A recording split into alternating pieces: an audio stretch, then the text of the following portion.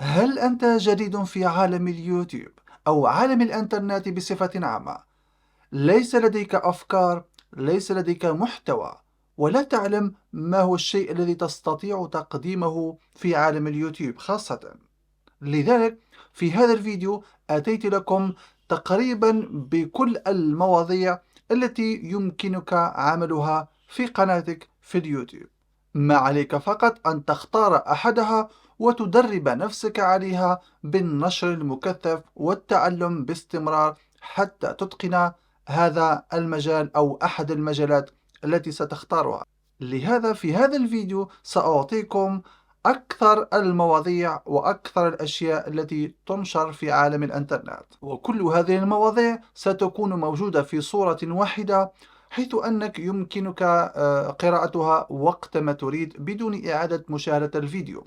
ستجدون هذا الرابط في صندوق الوصف. يمكنكم تحميل هذه الصور وقراءة كل المواضيع التي يمكنكم أو تحتاجونها في صناعة المحتوى.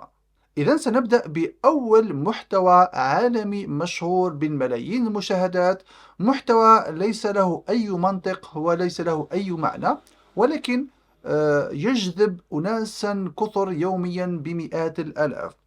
الجميع أو الكثير منكم من صناع المحتوى سمع كلمة أسمر. هذه الكلمة أسمر ليست تعني أسمر، ولكن هي عبارة عن حروف A والS M والR. هي تقرأ أسمر وتقرأ بطريقة أخرى. ما معنى هذا المحتوى باختصار؟ هذا المحتوى تقريبا يستعملونه الكثير من صناع المحتوى الذي لديهم ميكروفون احترافي. آه، نقدر نقوله هي نوع من أنواع التنمية البشرية أو الطاقة الإيجابية، حيث أنهم يقومون بعمل أصوات في الميكروفون أو يتكلمون معك في الميكروفون مقرب جدا جدا، ينطقون أصوات بأفواههم بتنفسهم. هذا النوع من المحتوى يقولون بأنه محتوى للاسترخاء. لذلك فهذا النوع من أشهر أنواع المحتوى، وليس فيه أي اختراع، فقط تقوم بعمل أصوات غريبة عجيبة بنفسك بفمك بلسانك بأي شيء، تكون لديك ميكروفون جيد. وهكذا سأعطيكم مثال الآن حول هذا المحتوى. إذا ثاني محتوى معروف ومشهور عالميا ونسبة المشاهدات فيه بالملايين أيضا، وهي الأخبار أو الأحداث الراهنة. معناها تقوم بنقل الأخبار اليومية والترندات اليومية من مواضيع متنوعة. قناة إخبارية، تحب تكون قناة عربية أو أجنبية أو خليجية أو أمريكية أو أوروبية أو أي دولة تشاء، يمكن أن تكون هذه الأخبار أخبار سياسية، أخبار رياضية، أخبار تقنية، أخبار للسيارات، كل شيء. ويمكن أن تكون أخبار متنوعة، ولكن من الأفضل أن تتخصص في الأخبار. أما إذا كانت أخبار عامة، ترندات، فضائح، مشاهير، هذا يدخل ضمن محتوى الأخبار. ما عليك فقط أنك تستعمل صوتك فيقبل، يعني بمجرد بدون ظهور شخصيا، بمجرد أنك تأتي بأي صورة يعني لذاك الموضوع من الموقع. مثلا تروح للسي ان ان، موقع الأمريكي السي ان ان، وتجد بايدن مثلا ذهب لمكان ما وقام بالتقاط الصورة، تقوم بتحميل هذه الصورة وتتكلم عليها بالإنجليزية وتقوم بتقديم أخبار إنجليزية، أو إذا كانت عربية تدخل للمواقع الأجنبية المواقع العربية، وأيضا تجد الصور تاع الملك سلمان أو ملوك أو رؤساء العرب، وتتكلم مثلا موضوع ذاك الموقع. الشيء الثالث وهو الأفلام، مقاطع دعائية للأفلام. تقول لي يا أمين، ماذا يعني محتوى أفلام؟ معناها تقوم بعمل ردة فعل لأفلام جديدة تظهر، أو تقوم بسرد قصة للفيلم شاهدته. يعني هذا المحتوى جميل جدا وفيه ملايين مشاهدات، لكن يجب أن تكون ملما بالأفلام. معناتها إذا ظهر فيلم جديد تقوم بسرده، يعني تشاهده، وتقوم بعمل مثلا تتكلم مثلا فيلم جديد يعني متى أنتج، من هو المنتج، وما هي قصة هذا الفيلم، وتقوم بالكلام فقط. يعني بمجرد أنك تضع صور، ليس شرط أن تضع أي لقطة من الفيلم، لكن يمكنك وضع الصور أو كابتير للأفلام، ما كان حتى مشكلة توجد أي حقوق. لكن إذا وضعت بعض اللقطات الفيلم، احتمال كبير أنه تكون فيها حقوق. لذلك فردة الفعل أنك تفتح قناة أفلام وتقوم بسرد للناس. مثلا أنا نحب نتفرج فيلم لكن ما نحبش نتفرج مباشرة، أريد أن أذهب للقنوات وأسمع ردة فعلهم للقصة الكاملة، هل القصة مشوقة أو لا. أنت ستقوم بهذا الدور بتعريف هذا الفيلم بطريقتك حسب أنت وش شاهدت وش تفرجت. المحتوى الآخر وهو الألعاب أو ألعاب الفيديو. الألعاب يعني بدون ما نشرحها هي مجرد أنه إنسان يحكم البي سي تاعو أو الهاتف تاعو يقوم بلعب بابجي أو أي لعبة ما. فقط حذاري من تسجيل خاصة الموسيقى في بداية اللعب لأنه فيها حقوق. حاول مباشرة تدخل في اللعبة وتلعب عادي جدا مثل بابجي، تلعب وتضحك وتتكلم مع أصدقائك أو تضحك لوحدك. هذه صناعة محتوى. كل ما تكون إنسان ممتع في الفيديوهات تاعك وتضحك وتلعب وعايش يعني عايش اللعبة تاعك، كل ما يكون هناك متابعين حقيقيين راح يحبوك وراح يستمتعوا بمشاهدتك. فقط أنا شخصيا نحب نتفرج أفلام في الليل، نتفرج فيديوهات الألعاب تعجبني، خاصة الناس اللي عندهم الجودة عالية في تصوير الفيديو. وأيضا كي يقعد يتكلم ويهضر ويضحك أنا نحب نسمع يعني حاجة أغوستو. المحتوى الآخر وهو التأثير الاجتماعي مثل المنظمات غير الحكومية والمؤسسات الاجتماعية. التأثير الاجتماعي ما ننصحكمش بها لأن عندها علاقة كما يقولك بين قوسين منظمات غير حكومية ومؤسسات، وهذه ننصحكم تبتعدوا عنها. ما عندهاش معنى وما عندهاش يعني غير الشخصيات السياسية يعني اللي يقدروا يدخلوا في هذه المواضيع. كاين التربية المدنية والحكومة، أيضا هذا المحتوى ما عندكمش علاقة به، ما يساعدناش. رغم أنه يمكن أنك تقدم أمور في الشعب لكن عندها علاقة أيضا بالسياسة، ما ننصحكمش بها.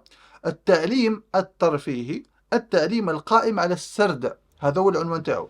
التعليم الترفيهي، التعليم القائم على السرد. معناتها نقدر أنا بدون ظهور شخصي نقدر نقدم بودكاست. هذا البودكاست نقدر نحط صورة فقط ثابتة أو نقدر نتكلم بهذه الطريقة. مثلا نتكلم ندور كيما هكذا، ندير طريقة تصوير جيدة، ديكور مليح، ونتكلم. نقابل شخص مثلا والشخص هذاك يسألني ولا أنا ندير روحي كلي شخص يسألني وأنا نجاوب على موضوع. هو تعليمي ترفيهي، يعني نقدر في نفس الوقت نرفع على الناس، مش معناتها ترفيهي نضحك، ولكن تعليمي ترفيهي معناتها مواضيع متنوعة حول الطاقة الإيجابية، حول التنمية البشرية، حول الحياة، حول الإنسان، حول النجاح، حول الفشل. هذه هي كأنك بسيكولوج وراك تحكي وراك تقدم في النصائح تاع الحياة نتاعك وتقدمها للناس كمعلومات تعليمية ترفيهية كبودكاست كيما هكذا، ديرها بالطول ولا ديرها بالعرض كيما تحب. كاينه حاجة اسمها محتوى التكنولوجيا، مثلا تطبيقات أو أجهزة أو مراجعات، وهذه من أفضل الأشياء لكن تحتاج إلى متخصصين. معناتها أي تطبيق تقدر تشرحه في قناتك، تشرحه بدون الظهور، أو أجهزة ديمو، كاميرا، فريجيدر، أي حاجة، أو مراجعات عن الملابس، عن الأمور التكنولوجية إذا حبيت. يعني من أفضل تخصص في التكنولوجيا يعني الهاتف، ندير مراجعات هاتف، مراجعات تطبيقات، مراجعات أي حاجة، هذه داخلة في مراجعات المنتوجات. هذه محتوى ناجح بزاف. كاين محتوى الجمال. الجمال هذا بيوتي، يعني أي إنسانة تقدر من الأفضل تقدر أنها تظهر شخصيا بالمكياج ولا مش مكياج، ولا تقدم منتوجات على المكياج، ولا تقدم نصائح عن المكياج والأدوات الجمال كاملها، يعني المواد اللي تقوم بها يعني بالماسك، المواد التجميلية، هذو كان عندهم علاقة بالجمال، اسمها بيوتي، جمال. هذا محتوى ناجح أيضا في أمريكا خاصة، ومن الأفضل الظهور شخصيا باش نسبة المشاهدات تنجح لك. أما كان الجمال، ولكن حنا في المجتمع تاعنا الجزائري يقدموا الجمال هو وصفات تجميلية، يعني خلطات وصفات للوجه واليدين وتبييض هذا كامل. هذا كاين محتوى أيضا ناجح لكن محتوى يبقى محلي. لذلك فمن الأفضل الظهور شخصيا بإضاءة منا وتقدم المواضيع تتعلق بالجمال. كاين محتوى الحيوانات الأليفة، وهذا شرحتها من قبل، تاع الحيوانات القطط والكلاب. اللي عنده قطة صغيرة ولا يقدر يدير لها كل يوم فيديوهات بسيطة من دقيقة، دقيقة ونص إلى 2 دقائق. مثلا قطة صغيرة كيف تأكل، قطة صغيرة تهرب، قطة صغيرة تختبئ، قطة صغيرة دوشتها، درت لها الريحة، مشطها، يعني تبني معها قصة. تبني معها قصة، وهذيك القصة تحاول تصورها أنت، ماهوش لازم تكون حقيقة القصة ذيك، المهم دير لها قصة كيما الأفلام، كل يوم دير لها قصة واش دارت، وتعطي لها اسم وتعرفها للناس، والناس يبداو يوالفوا بها، يبداو يتعرفوا عليها، هذيك القطة ولا هذاك الكلب ولا هذاك المشروع تاع الحيوانات اللي عندك. يعني الشيء اللي تقدر عليه اني قلت لكم قاعده دير قصه حتى على ذبابه تملك ذبابه، تقدر دير بها قصه وسيناريو، وتقدر دير الموضوع تاعك وش فيه قلقك وش فيه ما قلقكش، والايجابيات والسلبات عادي خلاص. يعني تلقاها موضوع مشوق والناس بيزار تتفرجوا. فما أدراك أن تكون عندك قطة وتعتني بها منا وتصورها فيديوهات يوميا، فيديوهات قصيرة وليست طويلة. كي نقول قصيرة ماهيش شورت، تقدر دير شورتس ولكن نتكلم على فيديوهات طويلة، لكن دقيقة ونصف، دقيقتين، 3 دقائق جيدة. كاين الرسوم المتحركة. المحتوى الرسوم المتحركة هو من المحتويات الرائجة أيضا، أنك مثلا تكون أنت رسام، ترسم، تقوم بتصوير رسمتك أو طريقة الرسم، تكون مثلا بردة فعل أيضا كما الأفلام، تقدر ردة فعل أو رياكشن على الرسوم المتحركة مثل جوجو، دراغون بول. هذو كامل تقدر تحكي قصة حلقة مثلا فاتت البارح، تحكي انت تخرج الحلقة كذا، دير لها مراجعة وتفهم للناس على واش هذيك الحلقة واش داروا فيها فلان فلان فلان. لازم تكون انت من عشاق الرسم المتحركة بكل أنواعها. هذا كامل مقبول مادام الكاميرا هي اللي تصور، ولا مادام الهاتف هو اللي يصور، فمحتوى مقبول. كاين محتوى الرياضة مثلا، مشاهد بارزة من المباريات وتعليقات ومقابلات. يعني تقدر دير رياكشن على لقطات رياضية أو حوادث رياضية، ماهوش عنف ولكن حوادث، مقابلات، مهم ردة فعل، أو تقدم أخبار رياضية. هذو كامل يصلحوا يا جماعة. إذا حبيت دير صور فقط، المهم يكون تعليقك الصوتي أنت، ماهوش تاع الروبوت، هنا حتتقبل إن شاء الله. ومن الأفضل أنك تظهر شخصيا وتتكلم على ذاك الخبر وتقدم رأيك في الموضوع تاع المباراة البارحة، مباراة شامبيونز ليج، مباراة مثلا ماذا فعل كريستيانو رونالدو البارحة، ماذا كذا كذا. هذا هو المواضيع الإخبارية. يعني تكون أنت ملم ومحب للرياضة باش تفهمها، باش تقدر تهضر للناس شكون فلان شكون فلان واش دار، وانتقالات وغيرها. كاين السفر محتوى مشهور، كما خونا خوباي وغيرهم من صناع المحتوى تاع السفر في العالم. تلقاهم يسافروا، تقول لي امين ولكن الناس هذوك منين جابوا الصور باش يسافروا؟ نو، هما هذوك الناس عندهم ماتريال، يعني عندهم كاميرات وعندهم امكانيات تاع الدرون وغيرها، وتلقاهم عندهم الفيزا، وتلقاهم يتواصلوا مع شركات ولا يروحوا لهم شخصيا ولا يتواصلوا معهم عن طريق معارف ولا عن طريق ناس يعرفوهم. مثلا يروح الفندق معين، يقولوا الفندق هذاك نقعد فيه أسبوع أو يومين أو يوم، وندلك عليه إشهار وتخليني نرقد باطل، يعني تخليني نعيش نهار باطل وندلك بيبليسيتي، لأني أنا صانع محتوى سفر، عاوني يعني ندلك بيبليسيتي وغيرها. زيد يروح المطعم يتفاهم معاه، يقول له نديرلك بيبليسيتي وناكل باطل وهي رايحة. هذا من صناعة السفر. وكان شركات يمولوهم، عندهم مشاريع معهم يمولوهم باش يبينوا ماركة معينة أو علامة تجارية معينة، يمولوهم في السفر هذاك فقط أنه يعرفهم بالحذاء ولا يعرفهم بأي حاجة أي حاجة. السفر مليح لكن متعب شوية. كاين السلامة، محتوى السلامة هكذا، محتوى السلامة مثلا العافية أو اليقظة والوعي التام. يعني تتكلم على مثلا خطورة الحياة، سياقة السيارة، خطورة الملابس اللي تلبسها معينة، أي حاجة عندها علاقة بالسلامة، أي حاجة. يعني تقدم نصائح على الخطورة والسلامة، يعني كيف تحمي روحك من أشياء كثيرة. هنا حتبدي تبدأ وتبحث على المواضيع اللي عندهم علاقة بالسلامة. الشائعات، نقول احنا الترند، يعني المواضيع تاع الترند هذه من أفضل القنوات، لكن حذاري فيها شوية إشكال. علاش؟ لأنه مثلا أخبار المشاهير، لأنه الشائعات الترند هذو فيها مواضيع بزاف، أكثرها هي أخبار المشاهير. مثلا أنت تتبع المشاهير تاع العالم، إذا كنت محتوى أمريكي أو أجنبي تتبع المشاهير العالم، وين يروحوا وين جاو دير عليهم خبر. لازم تكون تتبع القنوات نتاعهم والتويتر نتاعهم والانستغرام نتاعهم، أو تتبع المواقع المتخصصة في الأخبار الفنانين. وكي تشوف خبر عجبك وتشوفوا بلي هذا خبر جذاب، تروح انت دير عليه خبر، تظهر شخصيا وتتكلم بالعربية ولا بالانجلي، إذا كان مصر ولا خليج ولا عرب ولا أجانب. لازم تكون تتكلم اللغة هذيك، هذا باش يقبلوك، لأنه استعمال الروبوت راهو مرفوض، تستعمل صور وروبوت راهو مرفوض. نتكلم على محتوى حصري يا جماعة.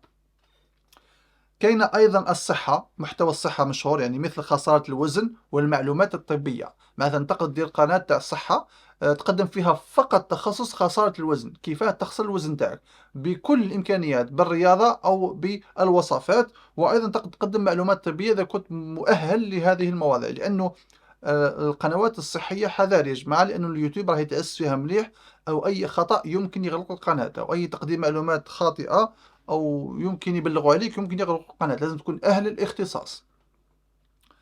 كاين الطهي، الطعام، يعني يقدر أي إنسان يحل قناة طبخ، ومعروفة في الجزائر هنا قنوات طبخ. كاين المحتوى العائلة وتربية الأطفال، الناس بزاف هذو المحتوى هذا ما داروش الناس، خاصة في الدول العربية نساو بلي كاين محتوى تاع الأطفال أو العائلة وتربية الأطفال. الناس بزاف مزوجين، تقدري بزواجك هذاك ولا بالأطفال اللي عندك والخبرة اللي عندك تقدر ديري محتوى نصائح يومية لحل مشاكل العائلة وتربية الأطفال. هذه ما كانش، كنت قادر وقع ستيلو وتكتبي المشاكل تاعك اليومية وديريهم فيديو غدوة، تصنفيها وديرها فيديو عنوان جذاب وهي رايحة. أه بون كاين العلاقات، العلاقات بين الذكر والأنثى بكل أنواعها، المشاكل، الطلاق، الحب، كل شيء عنده علاقة بالعلاقات بصفة عامة. تقدر تتكلم فيها، تدي التجربة تاعك أو تقدم معلومات اللي عندك، كيف تنجح العلاقة، كيف ينجح الزواج وغيرها. مثلا كيما هكذا. والعلاقة قلت لكم طويلة وعريضة على حساب العقلية تاعك والتحرر تاعك والتفتح تاعك تاع المجتمع اللي راك فيه، إذا كنت أوروبي أو أجنبي أو دول عربية أو دول شمال إفريقيا. كاين محتوى تاع الفعاليات المباشرة، يعني اللايف، أحداث البث المباشر. تقدر دير محتوى لايف، يعني كل يوم تحط مثلا انت عندك سهرة ولا عندك ريستوران ولا عندك بيزيريا وكل يوم تدير لايف. هذا يعتبر محتوى، يعني مش لازم تدير فيديو، تقدر مباشرة دير لايفات نتاعك والناس تتفرج تستمتع كأنه تلفزيون. كان الفن، محتوى الفن او التصميم، يعني تكون ديزاينر كيما الفوتوشوب، مقدمين ناس للفوتوشوب، الستريتور يعني كيفاه تصمم، كيفاه فوتوغراف وغيرها، يعني فوتوشوب وانواعها، يعني التصاميم، تصاميم البنايات وغيرها، يعني كل برنامج تاع تصميم تقدر تحل به محتوى ايضا. لذلك فهذو الناس متخصصين فقط في برامج الادوب واوتوكاد وغيرها. كاين محتوى اللياقة البدنية والتمارين الرياضية، وهذه معروفة جدا. كاين ناس بزاف سبورتيف، المشكل تاعهم في الجزائر خاصة ما همش حالين دي كاميرا ويديروا على الأقل نصف ساعة تمارين للناس في اليوتيوب. لا تلقاه يضيع وقته وبصح باش يقعدوا مام با 5 دقائق باش يصور روحه كيف ينطريني كيف يصوتي. هذه اسمه محتوى رياضي. اللياقة البدنية معناتها أنا رياضي مختص، عندي دبلوم رياضة ولا مختص ولا عندي كفاءة في الرياضة، ندير فيديوهات في الدار ولا في الصالة كيف نونطريني، تعطينا برنامج فوالا. وهذا الناجح بزاف يا جماعة، في ملايين المشاهدات، يعني ما يهمش عربي ولا انجلي. تحاول تنقص الهضرة الماكسيموم، وتحاول في نفس الوقت إذا درت المحتوى موجه للعرب أهدر، لكن حاول تصور روحك كيفاه تدير وتعطيه مباشرة البرنامج، مثلا لإنقاص كذا، لزيادة كذا، حل المشاكل الصحية. تقوم هنا بعمل التمرين هذاك باش يشوفوك باش يقلدوك وتولي الناس توالفك وتولي تقدم معلومات يومية، وهذه محتوى مليح بزاف. كاين اللياقة، كاين المركبات، السيارات أيضا، كاين قنوات اللي تدير مراجعات على السيارات أو تقدم معلومات على السيارات الجديدة. معناتها كاين ناس متخصصين في السيارات اللي يقدروا يقدموا محتوى فقط على السيارات وأخبار جديدة على السيارات، أيضا هذا مليح. المسلسلات المكتوبة، يعني تقدر أنت مثلا دير مسلسل مكتوب، كيف ذلك أنه مثلا كأنه قصة تحكيها أنت، كأنه مسلسل تحكيه، ولا مسلسل حقيقي تعاود دير له سردة كيما تاع مراجعة الأفلام، لكن هذه مختلفة شوية. هنا يقدر يكون مسلسلات وهمية، يعني قصة تحكيها، مسلسل وهمي ولا حلقات وهمية تحكيها للناس، الجزء الأول الجزء الثاني الجزء الثالث وهكذا، تشوق للناس. لازم تكون عندك طريقة إلقاء وموسيقى وجودة كاميرا باش الناس تتبعك. كاينة الموضة والأزياء، هذه باينة، يعني أي حاجة عندها علاقة بالملابس الجديدة تعرضها، ملابس الأعراس، ملابس الحفلات، ملابس الختام، هذو كامل موضة وملابس جديدة شتوية خريفية. أنت تقوم بعمل فيديو تقول لهم بلي هاو، تعطي لهم تصويرة صغيرة هنا تقول لهم بلي هذه مثلا، ولا تصويرة كبيرة تقول لهم ولازم تظهر شخصيا، أو إذا ما كنتش تظهر شخصيا بحكم أنه هذا المحتوى يديروه البنات بزاف، فتقدر انك تبيني نص سكور تاعك ولا ما تبيني والو، فقط تختفي من الكاميرا تاعك، تختفي وتحطي فيها تصويره صغيره. يعني انت تصوري الديكور تاع داركم ولا بلاصه اللي راك فيها باش يقبلوك، والتصويره ديك تحطيها شويه برك، ما تحطيهاش في كامل الفيديو، تحطيها غير شويه. هذا محتوى مقبول. علاش؟ انك راك تصور في خلفيه تاعك حقيقيه. وتحط صوره صغيره تقول لهم مثلا هذا واش جديد، وتهدر وتحاول تهدر تقول لهم. واذا كان صوتك كاين، مش شرط تصور فيديو، تقدر دير مباشره تعليقك الصوتي، تقول لهم مثلا هذه القندوره ولا هذه الملابس الجديده كذا كذا كذا، وهاو الميزه تاعها، وهي راح. اذا راح نسيت نشوف ترى واش كاين محتوى اخر. ما بقاش بزاف يا جماعه، ما بقاش بزاف، يعني نحاول نزرب. بون، كان محتوى تاع الهوايات مثل الحياكة والنجارة. كان هوايات مختلفة، كل إنسان عنده هواية. مثلا كان اللي معروفة مثل الحياكة الخياطة، ومثل النجارة. وكان هوايات ما نعرفوهمش حنا، انت اللي تقدم للناس الهواية تاعك اللي تعرفها بلا ما قريتها يعني، واذا قريتها معليش مشكل. المهم هواية، تعرف دير سرد القصص، تعرف تنجر، تعرف تخيط، تعرف دير طرز، اي حاجة تقدر ديرها محتوى وتنجح بها بإذن الله. المهم حاول تستمر فيها. كاين أيضا محتوى دورات تدريبية ومحاضرات على الإنترنت. كاين ناس دكاترة أطباء يقدروا يديروا محاضرات ويصوروهم فيديو وينشروهم في اليوتيوب. هذه حنا في الثقافة تاعنا الجزائرية ما كانتش كاينة. تلقى الطبيب يخسر حياته كامل ويضيع في المحاضرات بصح باش يسجلوا هذيك المحاضرة، يسجل روحه فيديو هذيك المحاضرة. من جهة الطلاب قراو، ومن جهة هو قدر انه ينفع الناس اخرين يعني خارج الاخر، مسجل المحاضرة ونشرها للعالم باش يتفرجوها، ومن راه يربح عليه هو ايضا المال.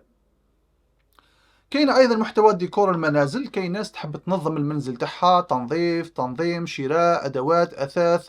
هذا كامل نقدر ندخلوه في الروتين اليومي، الروتين المنزلي. الروتين المنزلي اي حاجه عندها علاقه بالبيت، تنظيف ولا تنظيم ولا ترتيب ولا اي حاجه عندها علاقه بالبيت، هذا ايضا محتوى مطلوب. كاين محتوى الرقص والشطيح، هذا معروف بلا ما نقول لكم الجزائر كامله ولا العالم بكره ويشطح. كاين محتوى فرص العمل والمال. تقدر دير مواضيع أخبار وتحليلات حول أي جديد في فرص العمل والفيزا وغيرها في العالم. يعني إذا تجي فرصة للعمل تقدر دير محتوى تعطيه من ذلك الإعلانات بلي كاينة فرصة للعمل في المكان الفلاني في المكان الفلاني وغيرها. كاين محتوى فيديوهات الأعمال اليدوية. نعطيكم مثال: فيديوهات إرشادية مثل ربطة العنق أو تصليح الحمام. مثلا تنعت الناس كيف تخدم الكرافطه تاعها، ولا تنعت للناس كيفاه تصلح الحمام نتاعك ولا اي حاجه في الدار. هذه يسموها فيديوهات الاعمال اليدويه. يعني تقدر انت عندك منزل في مزرعه، عندك منزل كبير، تقدر انت يوميا تقوم بتصليح مدفأة ولا اي حاجه، تقوم بتصويرها وتنعت للناس كيفاه درت هذيك الحاجه. هذا محتوى ناجح بزاف بزاف، خاصه في الدول الامريكيه يشتوهم بزاف بزاف. يحبوا يشوفوا الناس كيف تريباري المشاكل تاعها. ايضا كاين محتوى الفيديوهات من مشاهير، شخصيات عامة. تقدر تبحث على المشاهير العامة تختص فيها، مثلا كيم كارديشيان، اشهر يعني فيها مشاهدات كبيرة. كيم كارديشيان ولا شيروخان ولا هذوك الشخصيات العامة الكبيرة، تقدر تتبع الاخبار تاعهم بتخصص. يعني تتخصص قناتك شاروخان من الاخر، تخصص قناتك ديكابريو، اي حاجه يديرها ديكابريو في الاخبار تتبعه وتنشره. وهي هكا يعني تقدر تخصص في شخصيه عامه ولا بعض الشخصيات في قناتك. محتوى كوميدي، وهذا معروف مثل عودية مثلا يقدم في محتوى كوميدي. هنا يقول لك مثل مقاطع تعرض كوميديا ارتجالية أو مقالب أو برامج ليلية. يعني تقدر تقدم كاميرا كاشي أو تقدم أمور كوميدية ولا أي حاجة تصورها أنت بالأفكار تاعك الحصرية. هذه المليحة في تقدر تولي مشهور، وتقدر أيضا تدير شراكات مع شركات عالمية ويمولوك الأموال باش ديرهم فيديوهات وديرهم سبونسور. فوالا. كاين محتوى مخصص للأطفال، هذه معروفة أنه أي حاجة مثلا فيديوهات تعليمية للمبتدئين للمتوسط، هذا كان محتوى متخصص للأطفال. كاين قصص للأطفال، كاين أي حاجة عندها علاقة بالأطفال. هذا المحتوى ماهوش مربح لكن فيه بزاف مشاهدات. وكاين أيضا محتوى موسيقي، باين جدا أنك تقوم بعمل برنامج للموسيقى حصرية ملكك أنت اللي تكريها وتصمم الموسيقى وتنشرها، ولا أنت اللي تغني وتنشرها ولا أي حاجة. وكاينة مدونة الفيديو. مدونة الفيديو هذه تقدر تكون أي حاجة، يومياتك يعني تنشرها بدون أي هدف، بدون أي منطق، اسمها التدوين على الفيديو، مثل التدوين على المواقع. تكتب أي حاجة عجباتك في الفيديو ثاني، أي حاجة تنشرها وخلاص، يعني بطريقة فوضوية. تحت الجامعة، تصورني في الجامعة، تجي هابط من البيس، أنا هبطت من البيس وجدت اليوم. هذه التدوين، يعني كشخصية عامة أنت تدون وخلاص، هذا ما كانت الناس يعرفوكم. تقريبا هذه المواضيع قلت لكم، حتلقاو الرابط نتاعهم إن شاء الله في صندوق الوصف. هكذا تهزوا فكرة برك على التوجه تاعكم والتخصص تاعكم. إن شاء الله نلقى وقت برك إن شاء الله. ما نساكمش الفيديو هذا تاع كل واحد في المنتدى المحتوى تاعو، قداه تربحوا من كل 1000 مشاهدة، هكذا باش تعرفوا اسكو هذا المحتوى نخسر فيه وقتي ولا ما نخسرش. لأنه الأمر متعب باش كل واحد نعطيها الار بي ام تاعها ونبحث عليه، لذلك تحتاج وقت، وانا الوقت ضيق يعني بزاف.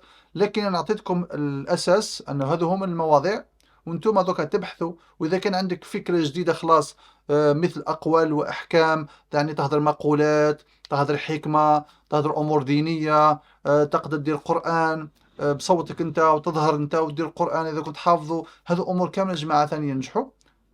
لذلك فانتو الفكره تاعك وانتو الابداع تاعك، لكن هذا على العموم.